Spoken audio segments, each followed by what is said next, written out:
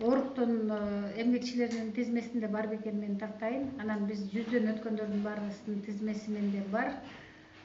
Айыл жергесинде алар менен жыл сайын иш жүргүзүлүп турат. Улгайгандардын күнүндө бул энелерди, аталарды, эчкимизин калтырбайбыз. Ал эми 9 майда бул оруктун эмгекчилеринин катарына кандайча кирбей калгандыгынын себебин мен аныктайм. Негизи 100дөн ашкан адамдар деген бир особый учетко алынабы?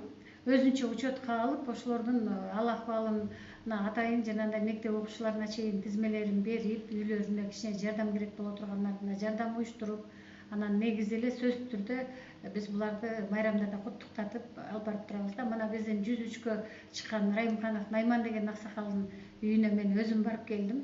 100 жашка чыккан Шабай Шатманов аксакалды бул жерге алып келип көпчүлүк менен чогуу отуруп куттуктадык. Ушу биздин апабызга да барып койбойсузбу? Эгерде апабыз 103кө чыкпаса дагы, 100гө жете элек болсо дагы мен бул эжеге барып жолугуп, ошол жерде биздин жергиликтүү бийликтен кетип жаткан кемчилик болсо оңдоого аракет кылам.